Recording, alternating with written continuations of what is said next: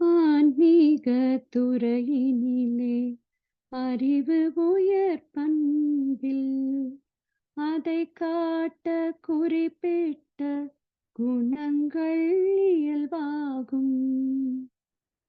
நான் என்பதறிவென்றும் அதுவே சிவமென்றும் நல்ல ஒளி உள்ளுணர்வாம் நன்றியுணர்வு உண்டாம். தான் தனது எனும் உணைப்பு பேராசை சினமும் தணிந்து விடும் அழுக்காறு அறவே விலகிப்போம். வான் காந்தம் உடல் காந்தம் மதித்து அறம் மாற்றும் வல்லமையும் வளவாழ்வும் சித்தியாகும் அறிவி. ஆன்மீக துறை என்ற அகல வழி பாதையிலே அடி வைத்து மென்மேலும் முன்னேறி போகுங்கால் அறிவு பெறும் அனுபவங்கள் வியப்பாகும் இனிமையாம். ஆன்ம ஒளி சுடர்விட்டு உள்ளுணர்வு பேராகும். ஊனுருவமான உடல் ஊர்தியெனும் ஊடே உயிரென்ற சூக்குமமே நான் என்ற உணர்வு வரும். ஒடுங்க ஒடுங்க காணும் உண்மையோ அறிவு அதுவே உயிரில் இருந்து ஓங்கி எழுந்து உடல் உலகம் வெளிவிரியும். நான் அதுவே இருப்பு நிலை மெய்ப்பொருள் தெய்வமெனும் நன்முடிவு விளக்கமாம் அந்த முழு முதற் பொருளே. நல்ல ஒழுங்காற்றலாய் நல்லுணர்வாய் அறிவறியும் நல்வூற்றாய் திருவருளாய் நல்லின்ப வெள்ளமாய் தேன் பொழியும் பேரின்பம் திகட்டாது சலிக்காது திருத்தங்கள் எண்ணம் சொல் செயல்களிலே மலர்ந்து வரும். சிறு கொழித்து தானடங்கி தெய்வ நிலை எங்கிதிலும் திருவருளின் காட்சியாம் திரும்பங்கள் உட்புறமாய். திருவருளின் காட்சியாம் திரும்பங்கள் உட்புறமாய். வாழ்க வையகம் வாழ்க வையகம் வாழ்க வளமுடன்.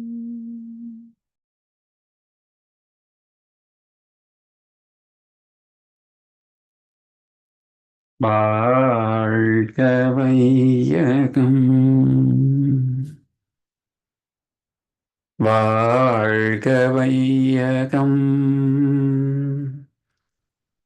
வாழ்க வளமுடன்.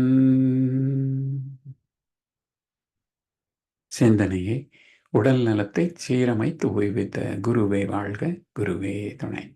வேதாத்ரியம் வாழ்க வளமுடன். இன்று வரை உலகில் தோன்றிய அனைத்து சித்தர்களும் ஞானிகளும் மகான்களும் மற்றும் வேதாத்திரிய கோட்பாடுகளை அர்ப்பணிப்புணர்வோடு அகிலமெங்கும் உணர்வாக்கி கொண்டிருக்கும் ஞானாசிரியர்களின் மதிநுட்பமும் குருவர்களோடு சுக்குமமாய் நம்மை சூழ்ந்திருந்து நாம் ஓய்வதற்கு துணை நிற்குமாக என்று சங்கல்பித்துக் கொண்டு இன்றைய தவ நிகழ்வை இறைவணக்கம் குரு வணக்கத்தோடு நாம் இனிதே துவங்குவோம். இறைவணக்கம் மற்றும் குரு வணக்கம் பாடிட அருள்நிதி சங்கரி செந்திலம்மா அவர்களை அழைத்தமைவோம். வாழ்க வளமுடன். வாழ்க வளமுடன். இறைவணக்கம். அழுத்தமெனும் உந்தாற்றல் ஒன்றை கொண்டே அணுமுதலாய் அந்த கோடி அனைத்தும் ஆக்கி வழுத்தும் ஓர் அறிவு முதல் ஐந்தும் மாறும். வழுத்தும் ஓர் அறிவு முதல் ஐந்தும் மாறும். வகை வகையாம் உயிரினங்கள் தோற்றுவித்து முழு திறனுடன் காத்து முடிக்கும் மேனாம் முழு முதற் பொருளே நம் அறிவாயாற்றும். பழுத்த நிலை வரும் வரையில் நீ நான் என்போம். பழுத்த நிலை வரும் வரையில் நீ நாம் என்போம். பதமடைந்தோம் ஒன்றானோம் பரமானந்தம்.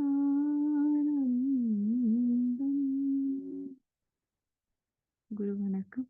எப்பொருளை எச்செயலை எக்குணத்தை எவ்வுயிரை ஒருவர் அடிக்கடி நினைந்தால் அப்பொருளின் தன்மையதாய் நினைப்போராற்றல் அறிவினிலும் உடலினிலும் மாற்றம் காணும். இப்பெருமை இயல்போக்க நியதியாகும்.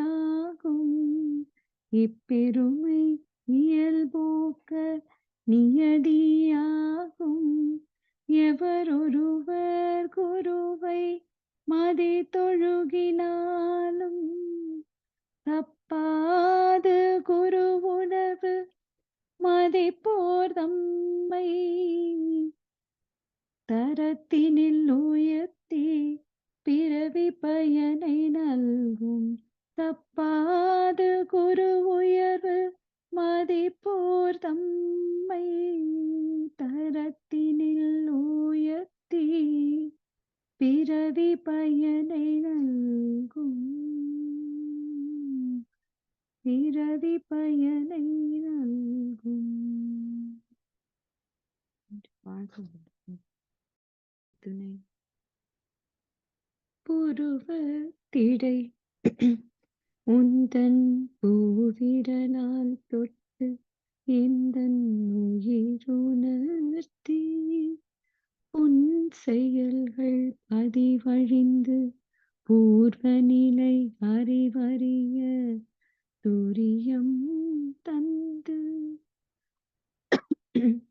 கருவறிந்து அகத்தவத்தால் களங்கங்கள் போக பெருங்கலத்தமர்த்தி கருத்துடனே விளைவறிந்து ஐந்து புலனையாளும் கலை போதித்து உருவத்தில் உயிரை உயிர்க்குள் உள்ள மெய்ப்பொருளை அறிவாய் காட்டி ஒழுக்கத்தால் உலகினை நட்பு கொள்ளும் அன்பு நெறி விளங்க வைத்து திருத்தமோடு காய கற்பம் சீர் கர்மயோகம் உடற்பயிற்சி தந்து சிந்தனையை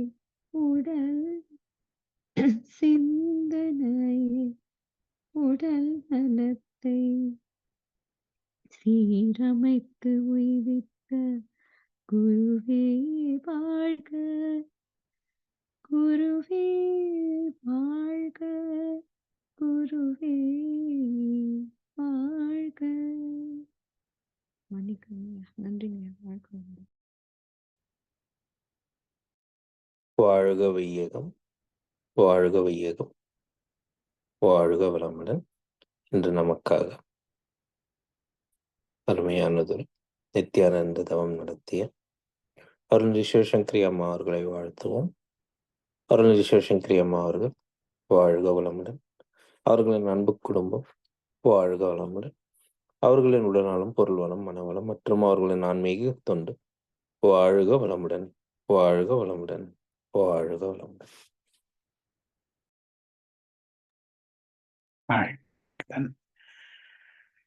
இறைவன் ஞானம் தொடர் நற்சிந்தனை வழங்கிட மூத்த பேராசிரியர் ஞானாசிரியர் அருள்நிதி பழனிசாமி வேல்சாமி ஐயா அவர்களை அழைத்தமைவோம்.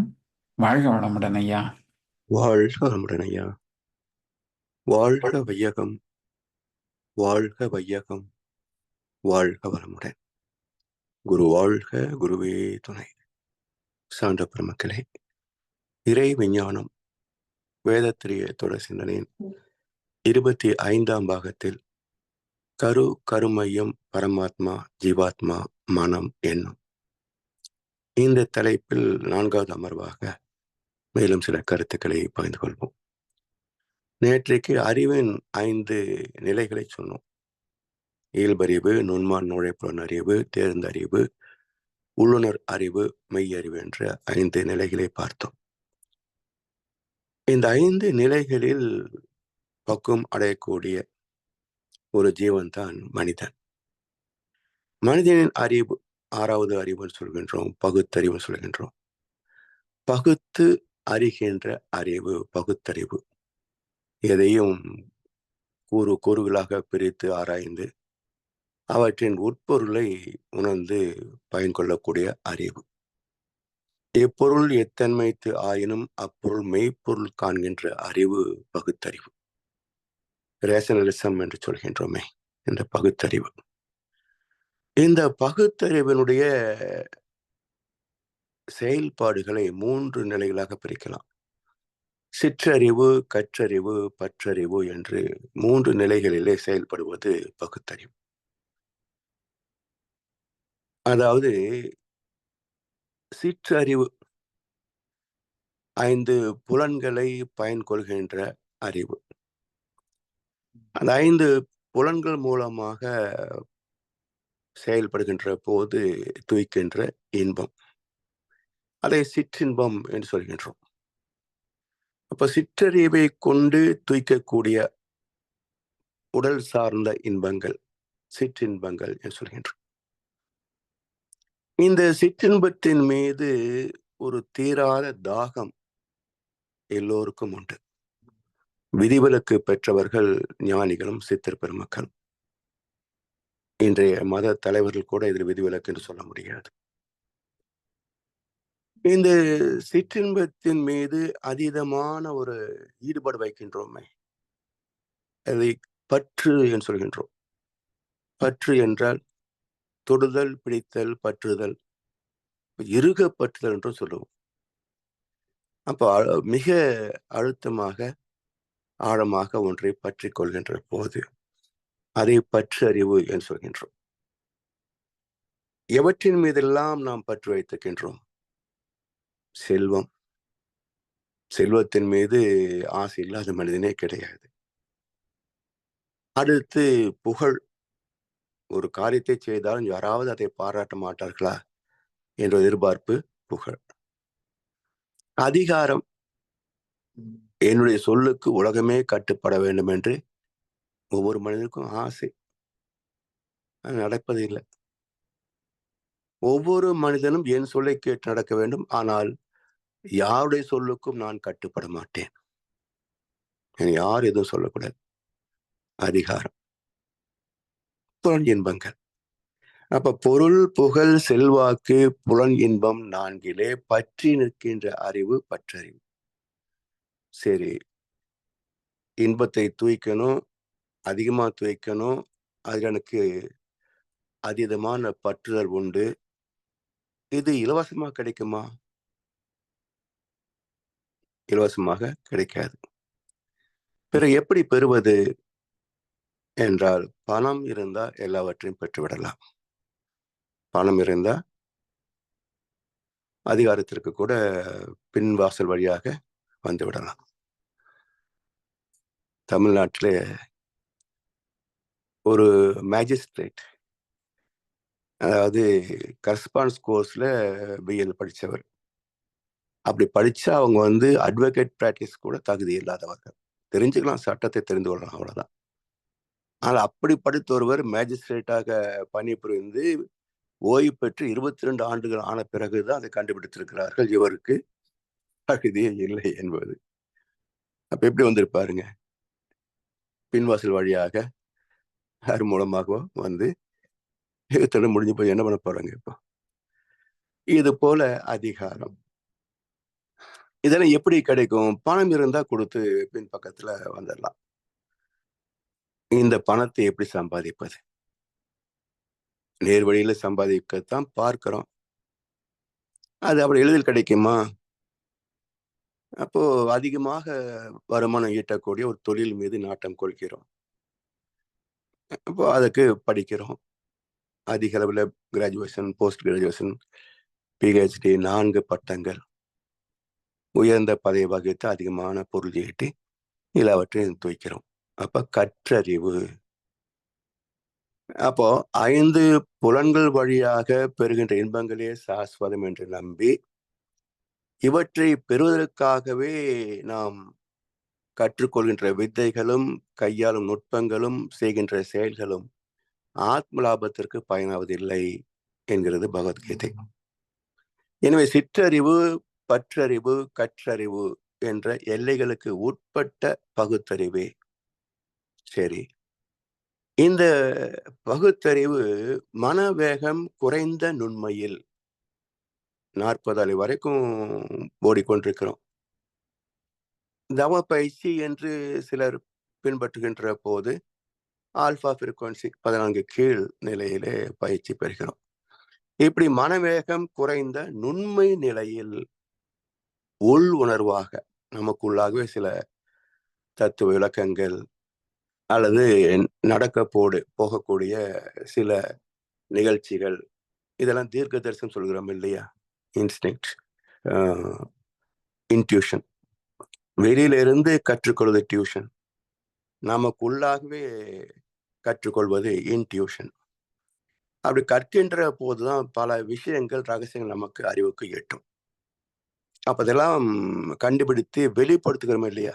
வென்டிலேட்டர், உள்ள இருக்கிற காற்றை வெளியேற்றுவது வென்டிலேட்டர். அப்ப வென்ட்னா வெளியே போறது அல்லது வெளிப்படுத்துவது.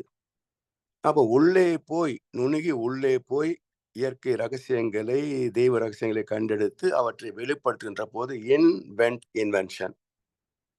இன்வென்ஷன்னா புதுசா கண்டுபிடிச்சோம் சொல்றோமே. அப்போ இன் அண்ட் வென்ட், இன்வென்ட்.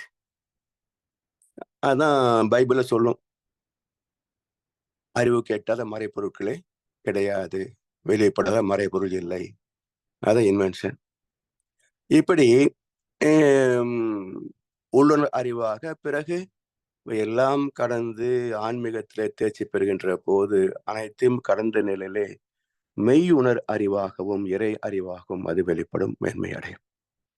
அந்த இறை அறிவை அறிகின்ற போது பெறக்கூடிய ஒரு பரவசம், பேரின்பம் என்று சொல்கின்றோம்.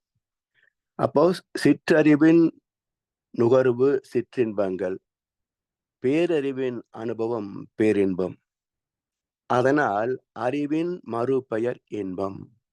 சிற்றறிவு தருவது சிற்றின்பம், பேரறிவு விளைப்பது பேரின்பம். எனவே அறிவின் மறுபெயர் இன்பம்.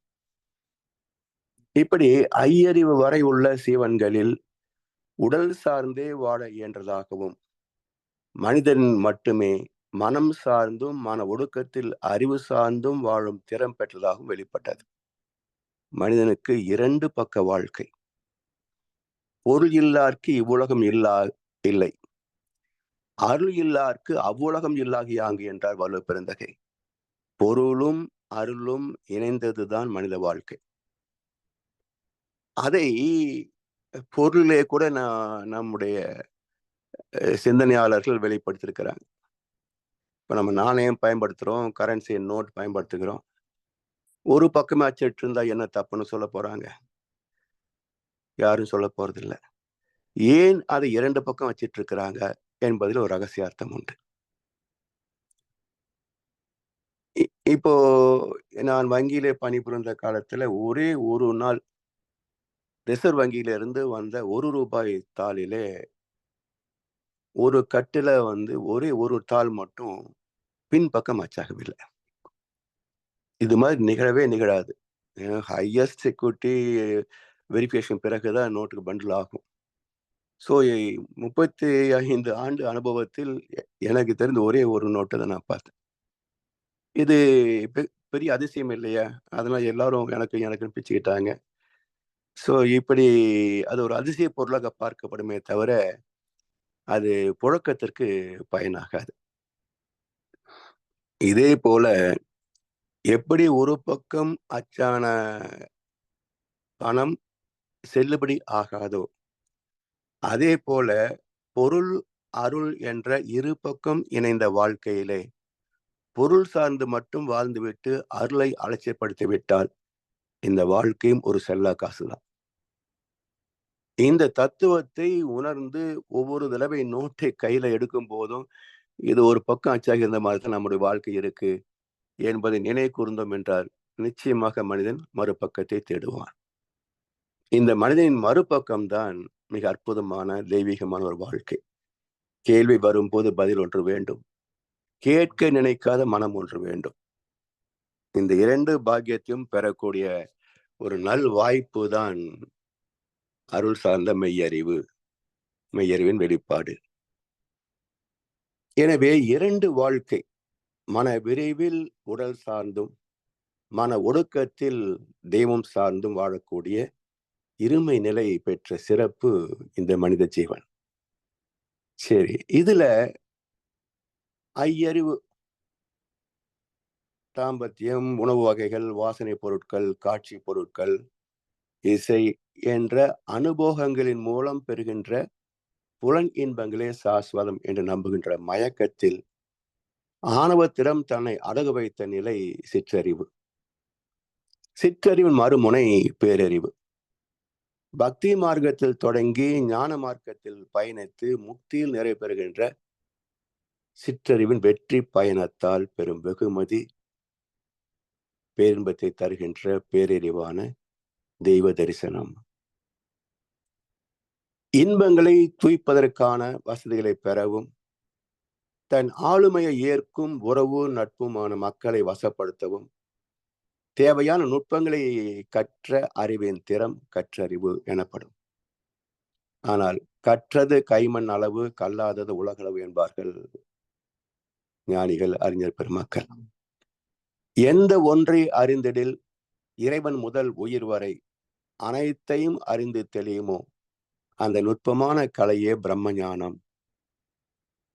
அதாவது மனம் 1 முதல் 7 அலைவேகங்களில் நிலைக்கின்ற போது, தீட்டா டெல்டா ஃப்ரீக்வன்சியால் நிலைக்கின்ற போது பெறுகின்ற அறிவுக்கு முற்றறிவு என்று பெயர். வயிற்று பசியிலும் உடல் பசியிலும் சிக்கிய புலன்பற்று, மாடி மனை தோட்டம் துறவு கோடிக்கணக்கான பணம் வாகனம் வசதிகள் போன்றவற்றில் சிக்கிய பொருள் பற்று, பதவி செல்வாக்கு புகழ் அதிகாரம் உறவு நட்பு போன்றவற்றில் பந்தித்து கொண்ட மக்கள் பற்று, புலன்பற்று பொருள் பற்று மக்கள் பற்று, இவை போன்ற உடல் சார்ந்த தேவைகளை இறுக பற்றி நிற்கின்ற அறிவு பற்றறிவு. ஆனா இதை நீக்க முடியாது. பற்றுதல் என்ற மன இயல்பை நீக்குதல் 99.999% சாத்தியமில்லை. அப்ப என்ன ஒரு நுட்பத்தை சொல்லுகின்றார் வள்ளுவ பெருந்தகை? மனதின் இயல்பே பற்றி நிற்பதுதான். இந்த பற்றுதலை உடல் சார்ந்த தேவைகளின் மீது இருந்து அதை திருப்பி இன்னொன்றின் மீது செலுத்திவிடு. பற்றுக பற்று அற்றான் பற்றினை. எதற்காக? அப்பற்றை பற்றுக பற்று விடற்கு. இந்த பற்றை விட்டு விலக வேண்டும் என்றால் அதை பற்றிக்கொள். குரங்கு எப்போ எதையாவது பிடிச்சு தொங்கிக்கிட்டு தான் இருக்கும். அது தொங்குகின்ற கிளை தெய்வமாக இருக்கட்டும். குரங்குன்னா மனம் ஒரு குரங்கு, மனித மனம் ஒரு குரங்கு. அதை தாவ விட்டால் தப்பி ஓட விட்டால் நம்மை பாவத்தில் ஏற்றிவிடும், அது பாசத்தில் தள்ளிவிடும் என்றார் கண்ணதாசன். இந்த குரங்கு மன மனிதர்கள் வாழ்கின்ற இடத்துக்கு பேர் தான் கிஷ்கிந்தை. கிஷ்கிந்தை ஏதோ தமிழ்நாட்டில் ஒரு பகுதி கிடையாது. மனிதர்கள் வாழ்கின்ற இந்த பூமி முழுவதுமே கிஷ்கிந்தை என்றுதான் அர்த்தம். எனவே இந்த பற்றுதலை பொருள் பற்றிலிருந்து திருப்பி தெய்வத்தை பற்றிக்கொள். அதாவது துன்பங்கள் வருகின்ற போது மனசு யாருடைய ஆறுதலையாவது தேடும். சார்பு வாழ்க்கை, எதையாவது ஒன்றை நாடித்தான் நிற்கும். அப்போ கோவிலுக்கு போய் தெய்வத்திடத்திலே புலம்புகிறோம், மன்றாடுகிறோம், தவிர்க்க முடியாது. அப்போ துன்பம் வருகின்ற போது கோவிலிலே தெய்வத்தை பற்றிக்கொள். துன்பம் விலகிய பிறகு தர்மத்தை பற்றிக்கொள். ஏன்னா மீண்டும் துன்பம் வராதபடிக்கு நம்மை காக்கக்கூடிய ஒரே மார்க்கம் தெய்வ நீதியை பின்பற்றி வாழ்கின்ற இறை வழிபாடு. உண்மையான இறை வழிபாடு என்பது தெய்வ நீதியை பின்பற்றி வாழ்வது, இயற்கை சட்டத்தை மதித்து வாழ்வதுதான். நாம் சந்திக்கின்ற அனைத்து துன்பங்களும் இதற்கு முரண்பட்ட எண்ணம், சொல், செயலின் வெளிப்பாடு, வேற எதுவுமே கிடையாதுங்க. அதனால் பற்றுக பற்று அற்றான் பற்றினை. இறைவனுக்கு என்ன பற்று இருக்குங்க? ஒரு பற்றும் கிடையாது. வேண்டுதல் வேண்டாமை இலான். எனவே பற்றுக பற்று அற்றான் பற்றினை, அப்பற்றை பற்றுக பற்று விடற்கு. அப்ப இந்த உலக பற்றை விடுவதற்கான ஒரே மார்க்கம் என்ன என்றால் இறைவனை பற்றி கொள்வது. ஆனால் பற்றி கொள்ள வேண்டிய பரம்பொருளை பற்ற தவறியதால் உலக மக்கள் பற்றி கொள்ள வேண்டிய பரம்பொருளை பற்ற தவறியதால் இவர்கள் பற்றி கொண்ட அனைத்து பொருட்களும் பற்றாக்குறையாகவே உணரப்படுகின்றன. யாருக்காவது புலன் சுகங்களிலே போதும் என்ற நிறைவு வந்து விட்டதா? 200க்கும் மேற்பட்ட இனிப்பு வகைகள் இந்த தீபாவளியில தமிழ்நாட்டுல. இந்த தீபாவளி புது வகை என்று சொல்லி அறிமுகம் ஏற்படுத்தினாங்க இனிப்பு தயாரிப்பாளர்கள். என்ன இருக்கு அதுல? அதே போல செல்வத்திலே யாருக்கா நிறைவு வந்திருக்கா? லட்சக்கணக்கான கோடிகள். அவனை உட்கார்ந்து எண்ணுப்பான்னு சொன்னா அவனால எண்ணி முடிக்கிறதுக்கு செத்து போயிடுவான். அவ்வளவு பணம். லட்சக்கணக்க கோடிய ஒரு 100 ரூபாய் தாள மாத்தி எல்லாத்தையும் வச்சு நீ கையில எண்ணி முடின்னு சொன்னா எண்ணி முடிக்கிறதுக்குள்ள செத்து போயிடுவான். அவ்வளவு பணம் ஒவ்வொருத்தரும் வச்சிருக்கிறான் இங்க அரசியல்வாதிகள். ஆனா இன்னும் நிறையல. இன்னும் தொடர்ந்து தினத்துக்கு 30 கோடி 40 கோடி அள்ளிக்கிட்டே இருக்கிறாங்க. எங்க நிறைவு? அதே போல அதிகாரத்தில் அங்கேயும் நிறைவதில்லை. எனவே பற்றி கொண்ட அனைத்தும் நமக்கு நிறைவை தரவில்லை. ஆனால் தெய்வத்தை பற்றி கொண்டால் மனம் நிறைந்துவிடும். கேட்க நினைக்காத மனம் ஒன்று கிடைக்கின்ற இடம் தெய்வீகத்தை பற்றி கொள்வது. அதற்கு என்ன செய்வது? வாழ்வை உனதாக நீ வாழ வேண்டும். அடுத்தவங்களை பார்த்து இவங்களை பார்த்து அவங்கள பார்த்து அது மாதிரி நாம உயரணும் என்று நினைக்கின்ற போதுதான் வாழ்க்கை நிறைவு பெறுவதில்லை.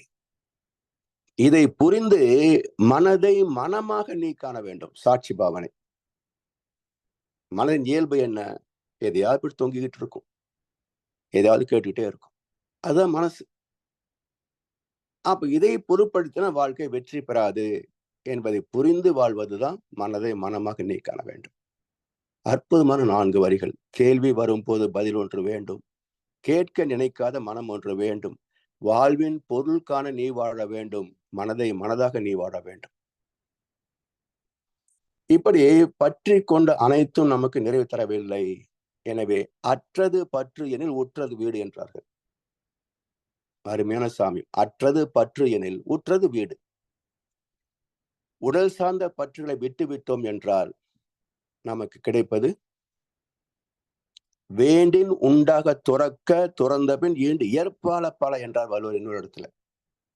வேண்டின் உண்டாக, நீ விரும்புவது எல்லாம் வேணுமா?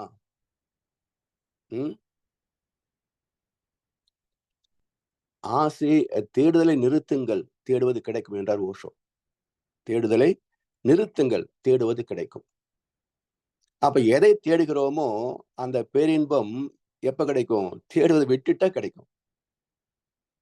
எனவே அற்றது பற்று எனில் உற்றது வீடு.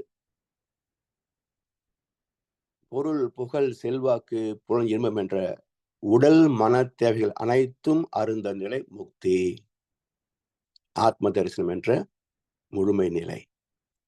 இப்படிப்பட்ட அறிவின் பயணத்தை மறந்த மானிடம் கர்ம பலன்களுக்கு மேலாக ஆசைப்பட்டு ஆணவத்திற்கு அடிமையாகி அதர்மத்தில் வீழ்ந்து முறை தவறிய செயல்களால் பெற்ற தீய அனுபவங்கள், கண்ம வினைகள் எல்லாம் பேராசை, சினம், கடும்பற்று, முறையற்ற பால் கவர்ச்சி, உயர்த்தாள் மனப்பான்மை, வஞ்சம் என்ற 6 தீய குணங்களாக நமது ஆன்றோரால் வகைப்படுத்தப்பட்டன.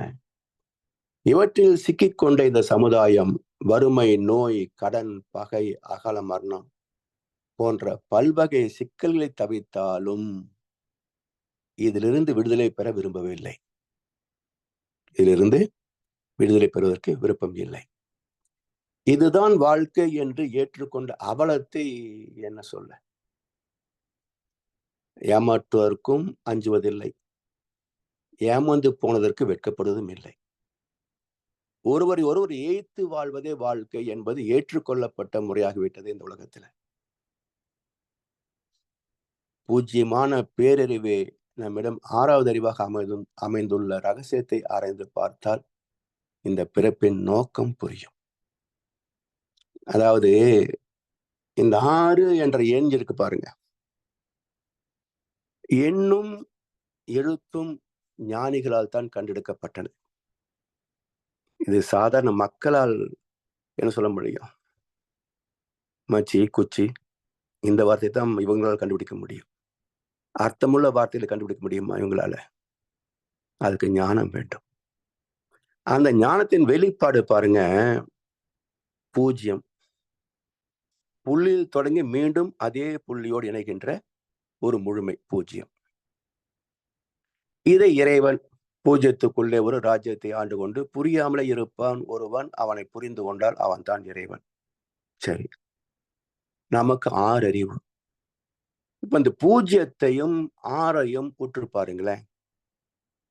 எங்கே பிறந்ததோ அங்கே முடிவது பூஜ்யம். பிறந்த இடத்திலே மீண்டும் இணைகின்ற ஒன்று உண்டு. அந்த எண் என்ன? 8. ஆனா அது நேர்வழி பயணம் இல்லை. முருகன் மயில்வானத்தை இடத்துல பிரபஞ்ச சுத்தின மாதிரி அது சுற்று வழி பாதை, நேர்வழி பாதை அல்ல. இப்படி சுத்தி அப்படி சுத்தி லெப்ட் ரைட்டு போட்டு சுத்திட்டு வந்து கடைசியில சேரும். என்ன அர்த்தம்?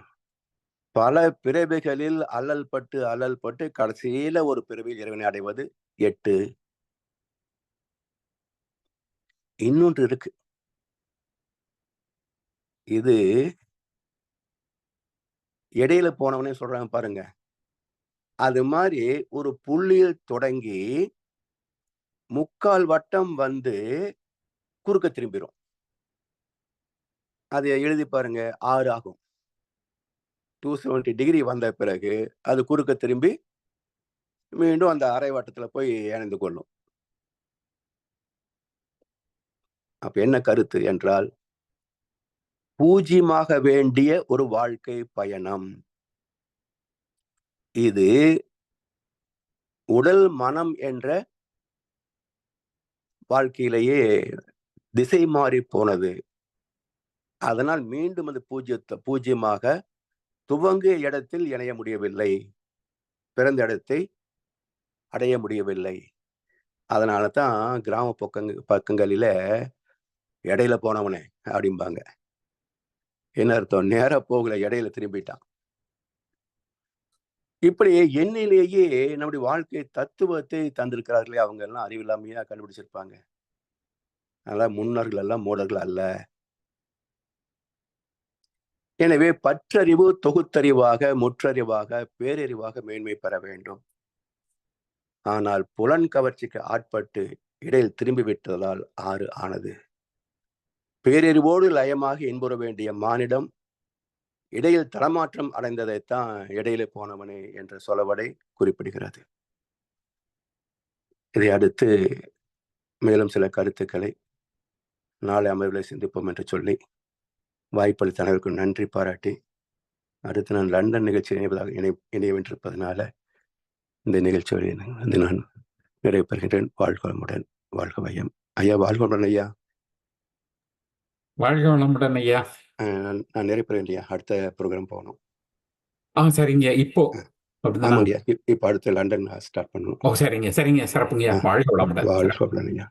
இன்றைய தொடர் நற்சிந்தனை வழங்கிய மூத்த பேராசிரியர் ஞானாசிரியர் அருள்நிதி பழனிசாமி வேலுச்சாமி ஐயா அவர்களும் அவரது அன்பு குடும்பத்தினரும் அருட்பெயர் ஆற்றல் கருணையினால் உடல் நலம், நீளாயுள், நிறை செல்வம், உயர் புகழ், மெய்ஞானம் ஓங்கி வாழ்க வளமுடன், வாழ்க வளமுடன், வாழ்க வளமுடன் பாடல்கள் பாடி நிறைவு செய்யும் தருணம் இது. வேதாத்திரிய பாடல் பாட அருள்நிதி ஸ்ரீராம் ஜேபி ஐயா அவர்களும், பிரம்மஞான கவி பாட அருள்நிதி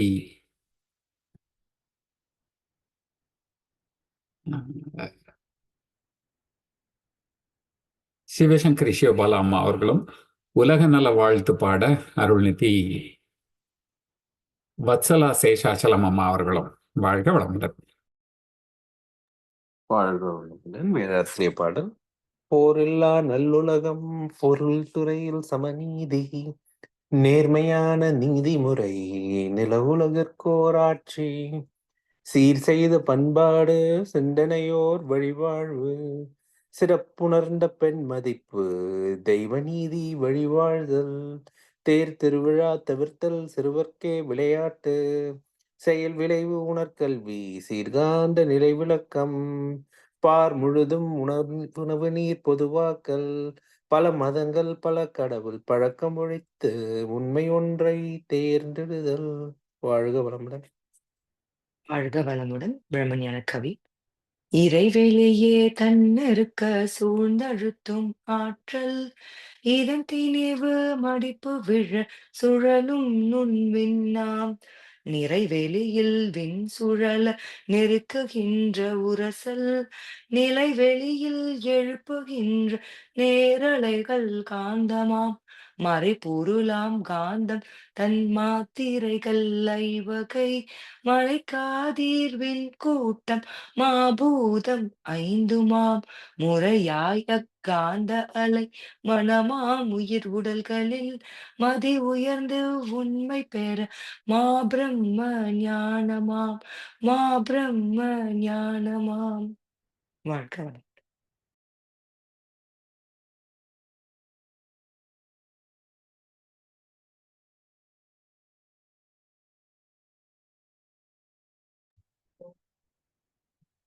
உலக நல வாழ்த்து பாட ஸ்ரீராம் ஜேபி ஐயா அவர்கள். வாழ்க வளமுடன் ஐயா, பாடுங்கய்யா.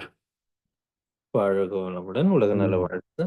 உலகமெல்லாம் பருவமழை ஒத்தபடி பெய்யட்டும், உழவரெல்லாம் தானியத்தை ஒப்புடனே பெருக்கட்டும், பல தொழில்கள் புரிகின்ற பாட்டாளி உயரட்டும், பகுத்துணர்வில் தொகுத்துணர்வு பண்பாட்டை உயர்த்தட்டும், கலகங்கள் போட்டி பகை கடந்த ஆட்சி நடக்கட்டும், கல்லாமை கடன் வறுமை கலங்கங்கள் மறையட்டும், நலவாழ்வை அளிக்கும் ஞான ஒளி வீசட்டும், நம் கடமை அறவாழ்வின் நாட்டத்தே சிறக்கட்டும், நம் கடமை அறவாழ்வின் நாட்டத்தே சிறக்கட்டும்.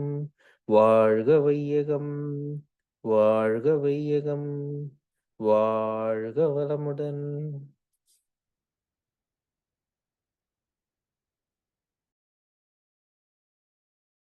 வாழ்க வளமுடன். இன்றைய தவத்தில் கலந்து கொண்ட அன்பர்கள், தவத்தை வெளிநடத்தியோர், நச்சிந்தனை வழங்கியோர், பாடல்கள் பாடியோர் அனைவரும் வாழ்க வளமுடன். அவர்களின் அன்பு குடும்பம், அவர்களின் உடல் நலம், மனவளம், பொருள் வளம், அருள் தொண்டு, ஆன்மீக தொண்டு வாழ்க வளமுடன், வாழ்க வளமுடன், வாழ்க வளமுடன். இத்துடன் இன்றைய காலை தவம் நிகழ்வு மகிழ்வோடும் நிகழ்வோடும் இனிதே நிறைவு பெறுகின்றது. இறையர்களும் குருவர்களும் நம் அனைவரையும் எப்பொழுதும் சூழ்ந்திருந்து நம்மை இந்த இறைநிலை உணர்பயணத்திலே சிறந்த முறையிலே வழிநடத்தட்டும் என அனைவரையும் வாழ்த்தி வணங்கி நன்றி கூறி அமைகிறோம். வாழ்க வையகம், வாழ்க வையகம், வாழ்க வளமுடன்.